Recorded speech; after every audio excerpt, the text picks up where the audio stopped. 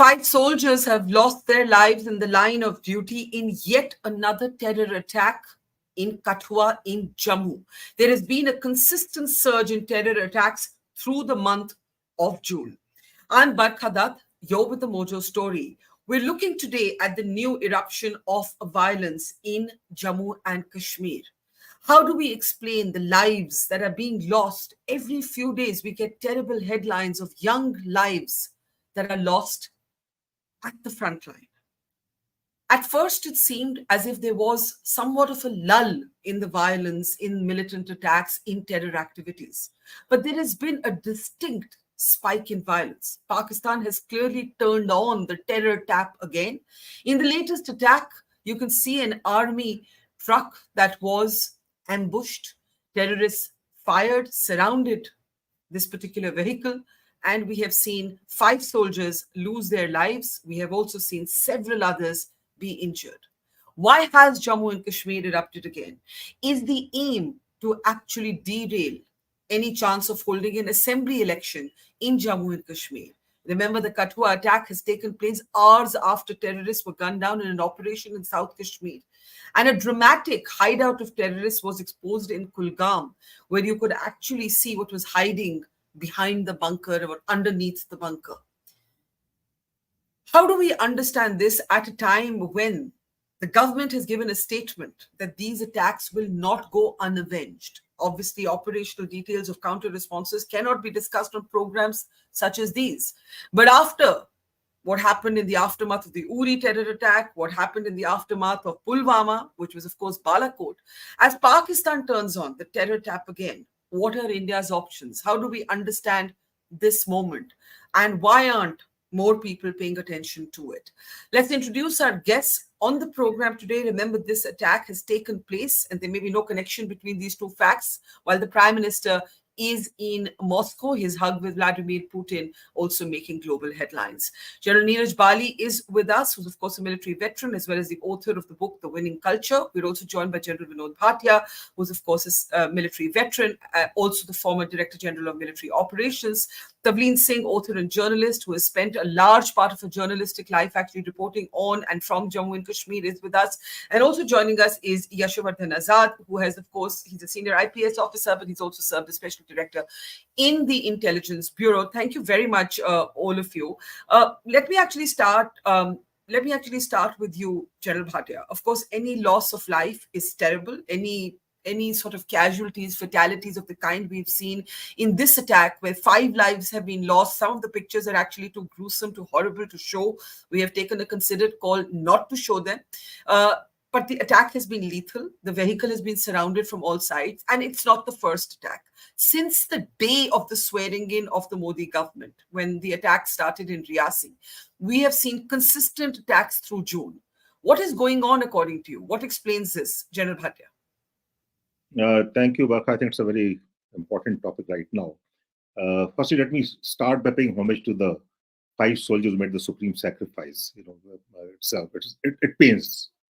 What it indicates is that Pakistan continues to calibrate the violence levels in Jammu and Kashmir, despite the cost and the consequences which we raised for them over the last 6 to 7 years. And that is something which is very evident. They have the network which is intact. It may be weakened, but the network is intact. And the violence levels shifted from north of Pir Panjal to south of Pir Panjal.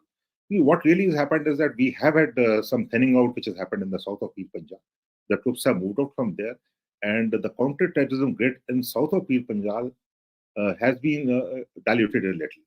And terrorism like water, wherever they get an opportunity, wherever they find a certain weakness in terms of deployment, Pakistan will calibrate that, and they always do that, and that's what they're trying to indicate. At the geopolitical level, what they're trying to tell is, look, Kashmir is still central to us. It's still the jugular vein, and we will continue to do what we are doing despite what happened after Uri. But having said that, let me also say, let me divert it a little. I've been in Kashmir for the last 2 weeks plus, and I speak from Srinagar right now. I have been all over as in my own personal capacity, in my personal car with my wife, and what I see is very heartening. I see the peace dividend. I see no terrorism out there. I see tourism flourishing. eateries full, restaurants full, hotels full, cabs not available, no parking spaces anywhere of tourism. So I think that's a very heartening to see all this.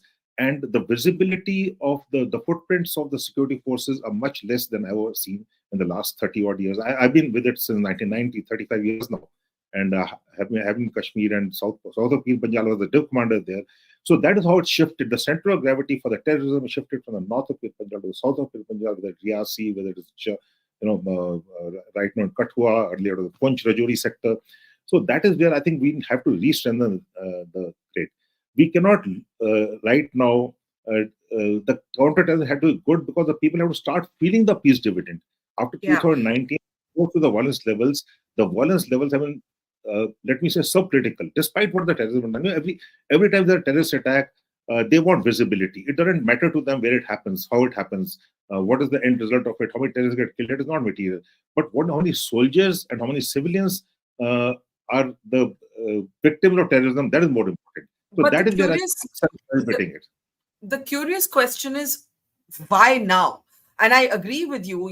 During the elections, I traveled to Kashmir, among other places, and not just did the turnout in Jammu and Kashmir, in particular the Kashmir Valley, beat most metropolitan cities in India. I met with former stone pelters, former separatists, even parents of militant sons who have been killed by security forces who voted. So, Tavleen, what do we make of what's happening? We see a big statement today from the government. The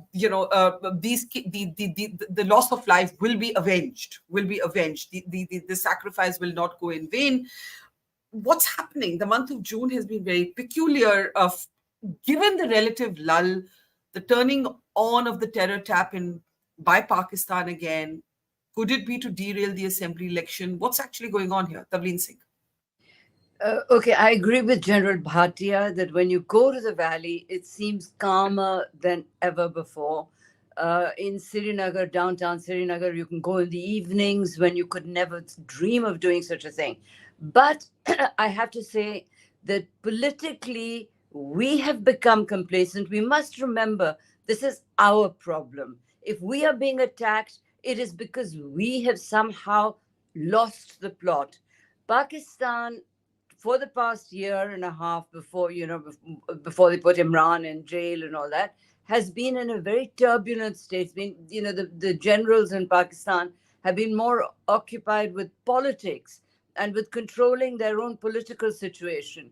Now they've got it under control. They're doing what they're always going to do.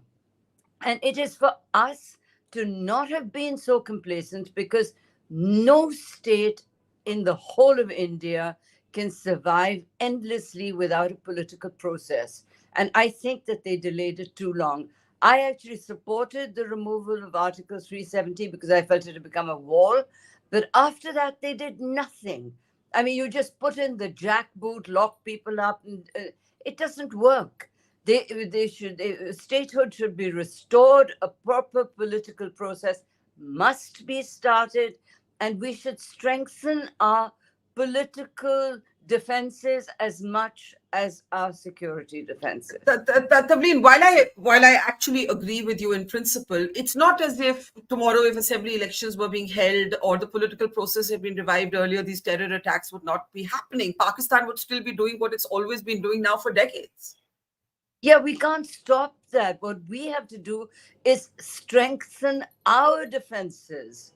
It is for us, the failure is on the Indian side. I'm sorry to say this, both in terms of security and in terms of politics. Do you know, a politician who I don't wish to name once said to me that when there is democracy and freedom and a good sense of feeling in Kashmir, then the Kashmiris are not worried in the least bit about Pakistan. But these guys are obviously getting some support now from those people in Pakistan, in Kashmir, who believe that a political process has been shelved almost indefinitely. And, there are people like that, and we've got to actually strengthen our political process as well as the security. Pakistan's going to carry on. General Neeraj Bali, do you agree? Do we join the dots between 370, where Pakistan has pushed itself into a corner saying we will not talk to India till the abrogation of 370 is reversed? It doesn't matter who's coming to power. That's not happening. I mean, I never make categorical statements on my show, but I don't see the 370 abrogation ever being reversed. So Pakistan has that position. Pakistan has the terror taps back on again. There's an assembly election that's scheduled to be to take place. These are attempts to derail that clearly. But do you agree with Tavleen that there have been failings on our part? Terrorism will continue, but the gains that should have accrued from 370 haven't fully accrued. Yes, the markets are open. Yes, people are voting. Yes, the hotels are full. But politically, there could and should have been other gains. General Bali. While I agree with many of the excellent points Tavleen has just made, uh, particularly the fact that we may not have gone far enough after abrogating 370. In fact, we may not have taken even baby steps in the political direction. But I somehow believe that these attacks are not linked with any of that. The reason I say this is because this time the trouble is not internal. It doesn't appear like there's an upsurge from within. So a comparison with stone pelters or the fomenting of the trouble that used to take place every now and then doesn't look like the reason why this is happening. To me, it appears, as Janlata Hasnan has said elsewhere, this is an effort by the Pakistanis to again stamp their relevance, to remind all of us and remind the world that they are still there, they have a stake here, and all the talk about the control that we have over Kashmir after the abrogation of Article 370 is perhaps not accurate. So this is, I think, an effort on Pakistan's part, not so much any trouble from within. Will a political process help negate that part also further? Yes, perhaps it would. The second thing that I would want to say this is that this is, of course, part of the old cliche of keeping the pot boiling on part of Pakistan. But there is something else that struck me over the last few days. You know, when we think of how the Pakistanis think, we tend to use the template of our rationality to imagine how they must be thinking about all of this. We made that mistake in Kargil in the beginning. We thought they would do something else. They ended up doing something entirely different. Now let's look at it this way. As Jan Bhatia mentioned, perhaps the CT grid in this area, in the south of Kashmir, has been diluted. For reasons we all know, the troops have moved to Ladakh. Who benefits from these attacks? What do they expect the Indian polity to do? General Bali, I think we seem to have lost you. Yeah, okay. Can you hear me now? Can you hear me? Yes. Yeah. All right. Yeah. Please, please go ahead. Yeah. Okay, so if we join the dots from the Pakistani point of view, what are they expecting us to do? Not sit hand on hand, not while this government is around. We will probably strengthen the CT grid. And where are we going to get those troops from? We can discuss this later in the program. But one of the obvious things they might be hoping is we would be diluting troops from up north. Now, I'm not one for conspiracy. So are you alluding? But I'm talking about. No, hang on. You're alluding effectively to a China-Pakistan nexus. You know, Indian military has been wargaming forever for a two-front conflict. In effect, there is a two-front conflict, right? You have a militarized region in eastern Ladakh now, and you have what you have at the LOC in the international border.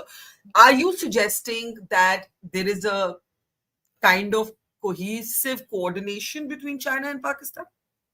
I have zero evidence to say that, but I have a very strong hunch that this could well be, we may be getting blindsided here, because this could be a collusive strategy between the two countries. Who benefits from pulling out of troops from Ladakh? There is only one country. So I think we need to look a little out of the box here and not keep imposing our rationality on Pakistani minds and keep thinking it's all to do with only 370 or, it's a little trouble that will take place and go away. I think that is the long-term strategic direction we need to look at. Let me briefly, before I come to Yashovardhan Azad, who I'm sure we'll have things to say on intelligence gathering, logistics. Why are these trucks so vulnerable that they're able to be shot at and lead to these level of fatalities? Tavleen, to the point that General Bali and General Bhatia have both made, that what we're actually seeing is external terror, not an upsurge from within. In fact, many of these attacks are taking place in Jammu, where there isn't even historic roots of separatism. Therefore, the point you make about 370, while separately valid, may not actually apply to this situation. What would you say, Tavleen? I don't believe that there is the kind of support for for secessionism as there was, but there is still support. If there wasn't support on the ground, these guys would be turned in straight away. You know, I've covered Punjab as well, and as soon as the support from the villagers, ordinary villagers, stopped to the Khalistanis, terrorism ended. Now, in Kashmir, there are very deep-rooted ideas of secessionism, as you know as well as I do. I mean, I can't even remember a time when they didn't exist. So, you know, basically, what we've got to do is not allow any chinks in our own armor, both politically and, you know, and security-wise. And, you know, I mean, as a soldier's daughter, I really believe that if somebody kills you, it's your fault. I'm sorry, but you know, you've done something stupid. You haven't been able to. Well, how is it your fault if your vehicle gets surrounded by all sides and you're shot at? How is it your fault? What was that vehicle doing so unprotected? Why was it there without intelligence? It's a total failure of intelligence, a shameful failure of intelligence. Let me bring in Yashovardhan Azad at this point. Do you agree that it's a shameful failure of intelligence, as Tavleen calls it? Well, let me start by saying that irrespective of the regimes, irrespective of any setup in J&K, whether it was a state, whether it was a UT, whether it was a Congress, whether it was a BJP, the attacks have continued sporadically throughout. After we had the slide in militancy, and we were looking forward after Musharraf's, peace at the, at the LOC of a period ahead, and we always maintained that there is a lull in violence. The question is, I totally agree with MS Tavleen when she says that there is local support to militancy. There is also another thing. When we are all the time focusing on Pakistan, we must also realize that many of these militants who have been caught are local militants. Number three, as per your intelligence reports and interrogations, it is also clear that they are highly sophisticated in terms of their communications, right? Whether they are communicating on very specialized VoIP protocols, or they are communicating on these special WhatsApp channels. It is difficult for the intelligence agents to get these guys. The other thing is that many of the new timers have also joined in. And joining of these new timers has created a huge problem. And therefore, the heavy dependence on technology that we are keeping all the time doing this electronic eavesdropping, there is perhaps time to go back to the drawing table and also look at the human part of it, which we were getting in fairly good measure some time back. And I'm sure in Jammu, we'll be able to get it back. On the question of intelligence, let us also say that Army has done a brilliant job in Kulgam, where they have neutralized in 2 or 3 encounters about 8 of them. So that also proves that the intelligence grid, as General Bali also said, is very sound and intact in a particular area. And in an area like Jammu, where there is thinned out, the security grid is definitely getting a little weaker. Now, the next point which I want to say, I totally agree that the political process cannot be negated. Irrespective of the violence, whether it's happening in a regime or not, the government cannot fail in initiating the process dialogue. And I also believe it has been very, very late. Third point, the question is, yes, the tourism festival will go on. Good money when it comes, everyone likes it. I was in Pahalgam and it was really, very enjoyable. And I went to that Amarnath Yatra at the beginning also. But when it comes to a Bihari laborer or anyone outside trying to make an entry, he's killed. So the signals are quite clear. The support for the militancy is there in certain quarters. And therefore, the best way is to do what? One is political process as soon as possible. I don't know what we have gained by making as duties, though I fully support the abolishing of the Article 370. The other thing which I firmly believe in, always pointing things at Pakistan, it doesn't help us. I don't even think that, Pakistan is all the time pushing. Many things are automatic and happening on their own only.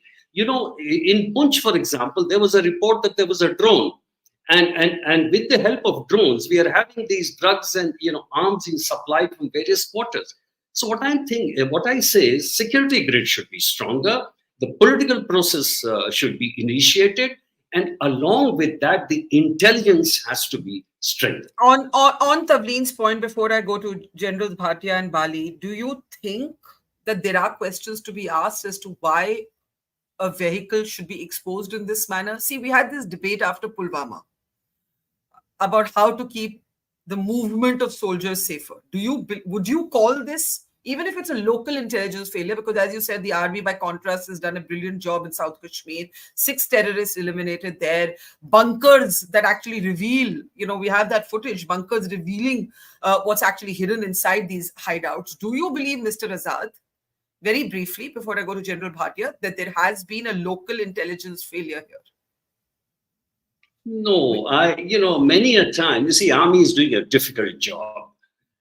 When you are doing patrolling, if patrolling duty means itself that it cannot have backups. It's like a road opening party. So the patrolling party, I admire the bravery of these people, the way they are going into the field and still operating in a tough area. Maybe a new route of Samba Kathua has opened. Who knows? Because this was a route which was alive earlier. It's right next to the border. So there is easy, ingress and egress too. So no, I don't think that is an intelligence failure per se. Intelligence may be weak in that particular area because a lot has been thinned out already. But on the other hand, I would say that there's still fired back. There were grenades on both sides. It was very, very difficult to prevent such a casualty. Briefly, just to push back, Tavleen, on your point, that if a soldier, as a soldier's daughter, you believe that a soldier's job is actually to survive any attack. That's not possible at the front line or in a insurgency area, right? By the virtue of being out there at the last point of defense, you're exposed. You are walking in every day to that job, taking a risk with your life. And some might say, Tavleen, it's very easy for you to say intelligence failure. What is the intelligence input that anybody's going to give you? You can die any day in these postings. Yeah, of course that's true. But soldiers join the army knowing that, right? They already know that there will always be a risk, as there will be in war. But with me, I have been very disappointed, not just this time, but for a very long time, on the fact that we cannot deal with this 2-bit little Islamic republic next door that is, economically a basket case, that has become a kind of Chinese outpost. Why are we not able? We're India, for goodness sake. It shames me as an Indian that we aren't more able to deal with these guys. Why is Hafiz Saeed, for instance, not dead yet, as far as I'm concerned? I'm being very frank with you. I don't believe in soft peddling terrorists. If you have a gun in your hand and you see a terrorist, kill him, right? So if we are able to do that, if we can either, we have to convince ourselves that we are strong enough to deal with this. And I really believe that there's been complacency after the removal of Article 370 and too much rah-rah, Baroi tourism's coming, etc. Do you know how serious the unemployment problem is among young people in Kashmir? Do you know how little investment has actually gone in there to create jobs? The one problem you hear everywhere in Kashmir is there are no jobs. I haven't been able to take a taxi there without somebody saying, "Ki ji, hamare liye Delhi mein kuch dhoond ke dao, hamara beta hai, graduate hai." So we're not dealing with. We've just sat on our haunches after the removal of Article 370. Okay, let's bring in General Bhatia and General Bali. General Bhatia, easier said than done? Or do you think that there's merit in the argument made by Tavleen that, like, by now, India, this great power, the third largest economy in the world, and so on, should have been able to contain Pakistan. That said, there have been 4 wars. I count Kargil as one of them, and massive loss to human life. Through the month of June, we have lost so many young lives. If this is easier said than done, I don't know what the option is. If war is not an option, there's China on the other front, as General Bali pointed out. There is a nexus between Pakistan and China. Pakistan is almost like a vassal state of China. What are the realistic options? So there are many realistic options, and let me say that we're not doing badly. There will be a bad day in office. It will always happen. We are at it day in and day out. Please respect the soldier. It is his life, and he doesn't want to. He doesn't want to voluntarily sacrifice his life for the country. When required, he will do it. To say that when he knows the risk, every job has a risk, and a soldier's job has a risk. And to say that he's complacent, I don't agree at all. You just go out and see morning, evening, night. They are at it. He gets about 3 to 4 hours. No, I don't think Tavleen meant the soldiers are complacent. Tavleen, do you want to speak for yourself? Actually, Tavleen, can we unmute Tavleen? Can we unmute Tavleen? Please. Tavleen, I think you're there. Yeah. I'm not talking about the soldiers being complacent. I come from a military background myself. My father was in the army. I have the greatest respect for the army, but I think that the politicians have become complacent. They've dropped the ball. They haven't actually taken the steps needed to bring a full level of peace in Kashmir. Yeah, as we speak, General Bhatia, we are seeing commanders paying homage to the lives lost. 5 young lives lost, several others injured.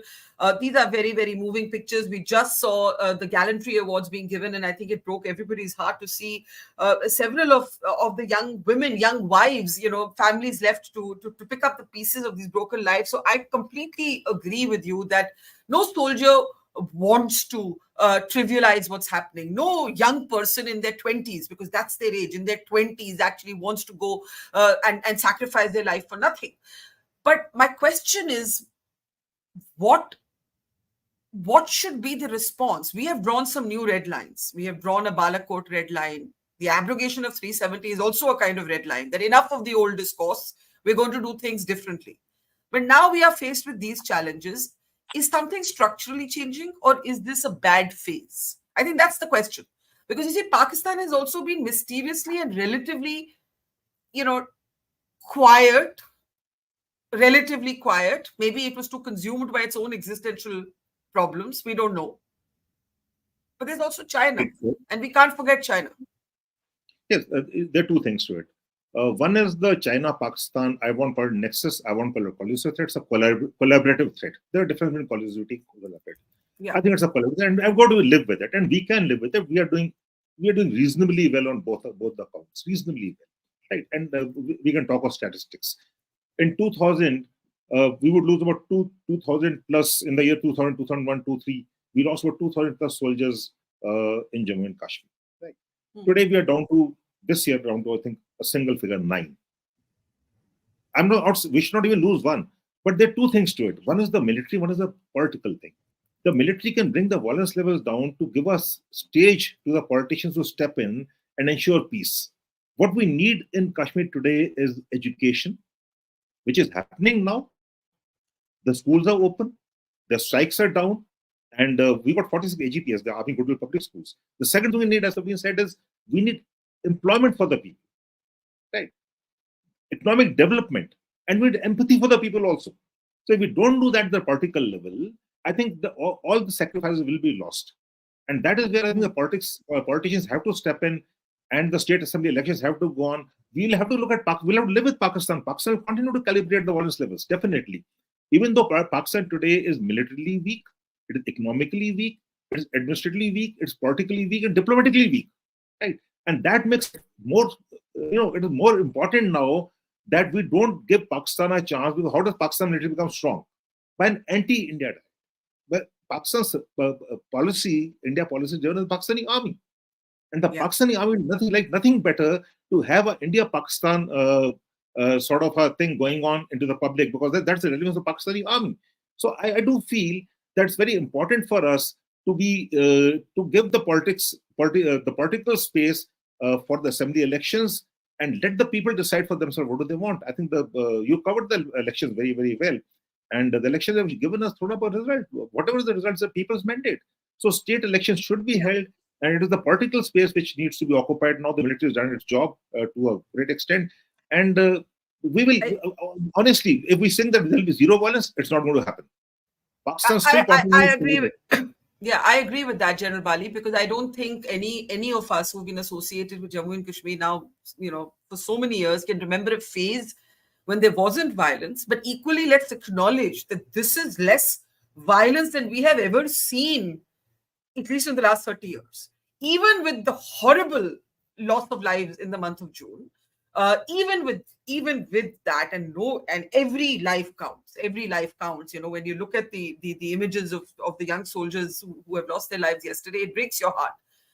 But I want to push back a little bit on this idea of local support. You can apply that argument in the Kashmir Valley. How can we apply it in the Pir Panjal?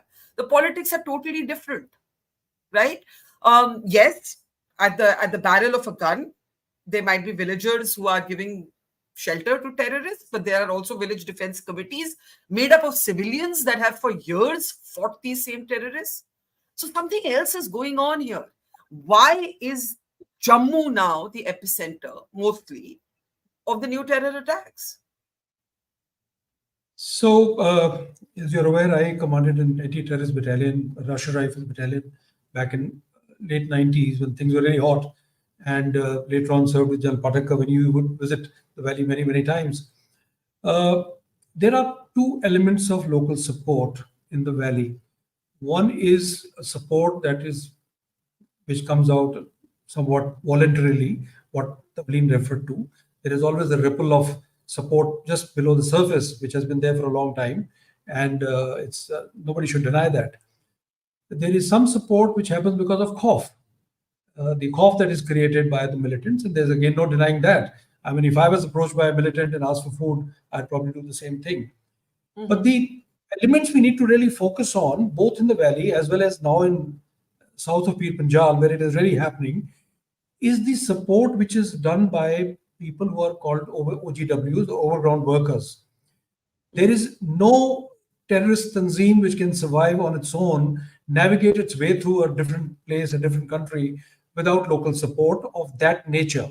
And as you alluded to, south of Pir Panjal, there is no widespread support for secession, or, that simply doesn't exist. It is exactly that support that we need to target and root out. As a matter of fact, there are many sources who have reported that during this Kathua attack, there were local sources who carried out the reconnaissance with the terrorists, who were even present during the attack, who provided food. Now, this is that element that we have not targeted very well. I think one thing I would say about the response is, instead of just lashing out in anger and trying to do something else, we should ferret out these sources, and we should take them to the cleaners. As the DG of Police of J&K has, I think, said that they're going to apply an Enemy Agents Act, in which there's only life imprisonment or death sentence, which are the only two outcomes. So I think that is what we should target as in terms of local support. There is no widespread local support south of Pir Panjal, certainly not in the areas of Kathua and where these things are happening. But just briefly before I go to Yasho, and then we can take last comments on China, or what General Bhatia calls the collaborative threat. The point is that this is also a fait accompli. After what's happened in Kargil, and we're approaching the 25th anniversary, you're not going to pull back from Ladakh, and you're not going to be able to not fortify the LOC. So, these two regions being simultaneously militarized is something we're going to have to live with. You have three options on how to strengthen the CT grid south of Pir Panjal. All three options are going to look bad. So you'll have to pick the less worse option. Thinning out troops from Ladakh is absolutely not something we should contemplate, not only because it is militarily harmful, it is also because we're just playing straight into the hands of the people who are fomenting the trouble. The only other options that exist are that if there are pockets in the valley which we feel are completely under control, and remember, the line of control is defended far better in valley. It is far less porous now. The in-grid is far better. The support from the nomadic tribes of Bakrwals and Gujars is far better today, which prevents infiltration to that degree. We may want to take away some troops from the valley, and really, it breaks my heart to suggest the next option. We might have to get some troops from the peace stations. That's not really a great option for the army ever, but we have done this before, and that is some of the steps we might have to take immediately. Yashovardhan, do come in. I'm starting to take last comments. What needs to be the learning from what's happened? Right? Movement of soldiers, the movement of troops is often the time that they are most vulnerable. We have seen this from Pulwama till now. And no amount of generic intelligence warnings can actually insulate a soldier from that kind of attack if it comes. Yes, you see, technically, if you see the road opening parties and the patrolling parties when they go, obviously they go in the blind.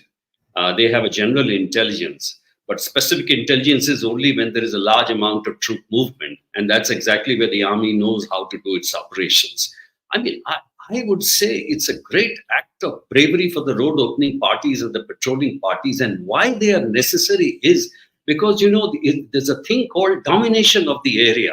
Whether it's the night domination, which Gill did in Punjab, or is the domination of the terrorists should know that any time the troops move out, they are not in fear of any kind of insurgency or terrorism.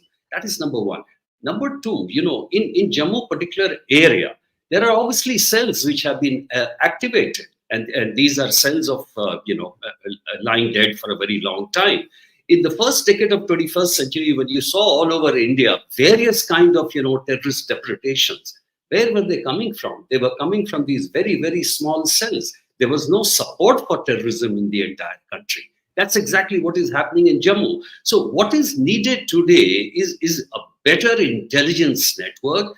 These encryptions, which are unbreakable, you need a system to get through to them. You have to stress more on human. And as far as the future goes, I would like to say, number one is hold the elections as soon as possible, because political sagacity is always better than a mere security grid. Number two, hold talks with anyone you feel like, whether it's on dal, sabzi, carrot, cricket, whatever, so that you give that impression that we are ready for talks also. We are ready to keep a very firm security grid. And last comment of mine is, no matter what you do, Barkha, Jammu and Kashmir will remain in ferment for the next 30, 40 years till the terrorist really thinks that there are better options ahead. Otherwise, and it's another day in office, you have to treat it. Stop condemning Pakistan on TV and papers and everywhere. Look at yourself and look at it as you have to take some losses in this kind of a setup. Tavleen, last thoughts. Nothing is going away very soon, and I think I would agree with that I don't think Pakistan's role in this is. And I take Yash's point that what's the point of going on commenting on Pakistan? We know it. I mean, we know that this is even if they're local groups, they're Pakistan backed, Pakistan funded. Your last thoughts. One, you would have realized, as somebody who's been to Pakistan, that every Pakistani child has been brought up to believe that Kashmir will one day be part of Pakistan.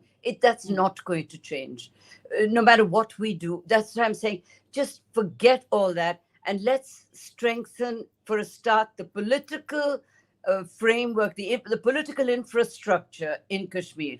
We haven't done that. And we have to do it urgently. Restore statehood, give them the dignity of, not being treated like some sort of like cattle, like vassals or something. Give them that dignity. And at the same time, we have to examine where it is that there are intelligence gaps, where it is that there are holes in the security framework, because Pakistan is never going to accept that Kashmir is not going to come to them. Right. But conversely, General Bhatia, India is never going to accept that Kashmir is anything but an integral part of the Indian Union. Now, my question to you is, an integral part of India. My question to you is, if you had to look at three things to be done immediately, General Bali said you may have to consider moving troops, fortifying from peace stations, or you say, okay, the situation in the valley has improved, let's push out more men to the borders? What would you do? What would you say? Rewind the Agniveer. Sorry? Agnipath. Rewind the Agnipath. Rewind the Agnipath. Okay. It's not going to Okay. work out. You know, we should not look at the near term or the immediate term. We should look at the mid to long term. That is where the problem is going to start. We need, you know, it's difficult to sustain. It's very easy to say pull down from the peace. How long? A man has to train, retrain. You can't constantly give him into a zone of high risk. He has to go back to train, come back a better soldier. So that is what, internally, I think the army will find a way. Let's not discuss it out here. I'm sure the army is at it. So I'm very confident the army is at it.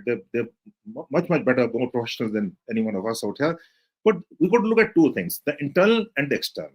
Internal is Jammu and Kashmir, the people, and external is Pakistan. And we'll have to find the way, in a way to balance it out, that we minimize the Pakistan interference and we maximize the people's peace dividend. You know, the peace dividend, if my child is going to the school with a tie on and I've got a roof over my head, I will speak only for the militants and do nothing more than that. Right?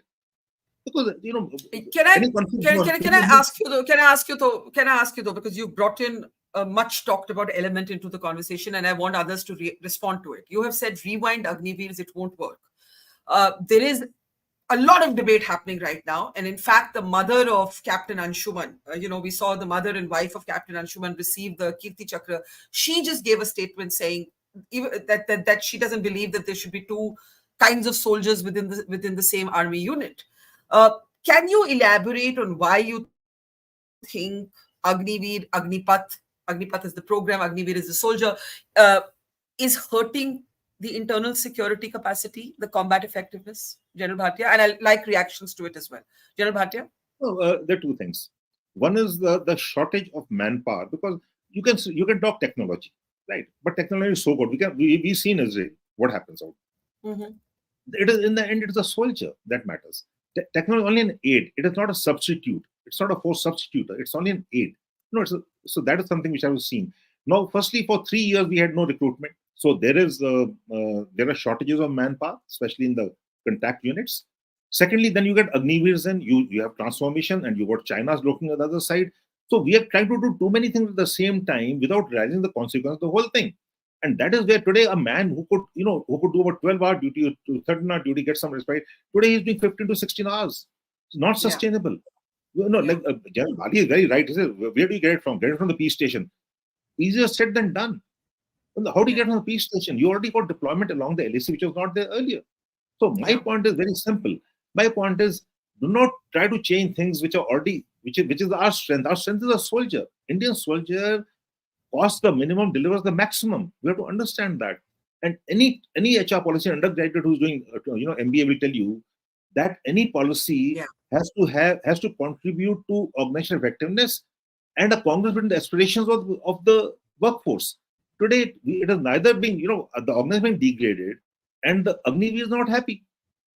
So I see no reason.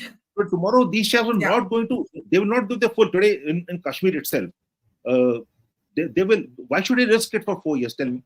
It's very easy to say this 15 to 16 hours, but why should Agniveer do it? Yeah. Just for context, for our audience, an Agniveer enters the army at a salary of 30,000 rupees per month. It goes up to 40,000 rupees after 4 years. Then he gets a lump sum amount of about 11 lakhs. But if he dies in the line of duty, his family gets no lifelong pension. His children don't get educated by the state. They get a one-time figure. We've seen this controversy with an Agniveer Ajay Kumar in Punjab. Yashovardhan Azad, I'm glad General Bhatia brought this in, because he's joined the dots between this and fighting capacity. And this is an internal issue. This is not, Pakistan has not asked us to change our military recruitment policy. Mr. Azad?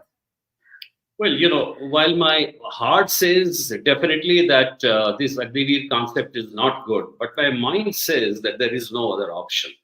Rationally, all over the world, this principle is now being followed.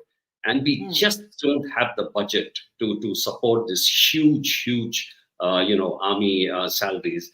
So sooner or later, we have to go into it. In fact, even in police and the CAPF, many of the jobs need to be outsourced.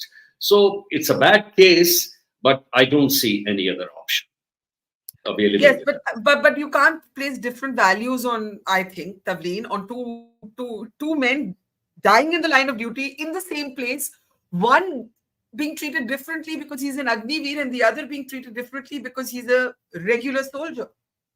Okay, I'm not a military expert, but I haven't met a military man who has said Agniveer is a good idea. So this is political interference in the army, and it ends badly, right from the time of the 62 war with China. It was political interference then that caused trouble in the army, and this is a political interference. Secondly, I mean, what about, we know there's a big pension bill, but why don't we cut down on how much we spend on our politicians? Why are they living like little princes in Delhi? You know, let's cut elsewhere. You know, we can cut the cost of governance elsewhere. Bhatia, you wanted to come in? Yeah, General Bhatia. 30 seconds. I think we always talk of costs and budgets and pensions. When you go through the document of the Agnipath scheme, it doesn't talk of pensions at all. That is one. Anyway, I think we got to realize between the cost of money which the government sees and the value of money which national security should factor in.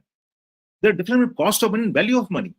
So I think we'll be blind if we just look at the cost of money and not the value of money. Without security, you cannot have long-term peace, stability, and economic development. I have to disagree with Mr. Azad here, my good friend Yasho, because I rarely disclose my own opinion on a program I'm moderating, but I think Agniveer is a terrible idea. General Bali, sorry, with that preface, I'm giving you the last word. All right. So every other point about Agniveer has been made, ad infinitum, for the budget and so on. It doesn't improve technology. It doesn't bring youth to us. It will unleash a lot of people into the streets 4 years down the line, which the society will have to take care of, and so on and so forth. In fact, I heard an interview of I'm from Bihar Regiment. I heard an interview of a Bihari boy who was joining as Agniveer and said, they asked him, "Agar 4 saal ke baad nahi raho, to kya karoge?" He said, "Aur to kya karenge, lekin police ke haath to nahi chadenge." So, that's the mindset. There is another element of culture which also been spoken about. Look, the key difference between the way we are in the army and the rest of the world outside is all our equations are relational. We are related to each other. We are not transactional like the corporate sector, where also have served now for 8 years. When you induct people who know that they have to just compete with each other and somehow make it past the line after 4 years, in the formative years, you are giving rise to a transactional culture. People just living for themselves and somehow surviving at the end of 4 years to get into the army. I think this is another element that should have been looked at. So, yes, I'm not a cynic. Initially, I said, let's give it a shot. But I wish they had done a little petri dish experiment in 1 battalion or 2 battalions and tried it out. I don't think it's a good idea. Well, either way, there are many questions after what's happening in Jammu. I take the point that all of you, or at least 3 of you, have made that Jammu and Kashmir is perennially going to be on the boil. Sometimes it will simmer, sometimes the heat will go up, sometimes you'll be able to put out the fire, and sometimes you'll be struggling to douse it. That is the price we pay, and our soldiers pay as long as we have Pakistan as a neighbor conducting a proxy war. That said, there are many things to fix in our own backyard, from Agniveer to assembly elections in Jammu and Kashmir, and there's no reason to not look at those questions. Thank you, General Bali, General Bhatia, Yashovardhan Azad, and Tavleen Singh, and to our audience, thank you. See you tomorrow. It's great to see you here. Thank you for watching our work. If you haven't subscribed yet, don't forget to click the bell icon and subscribe to Mojo Story and support independent, robust journalism.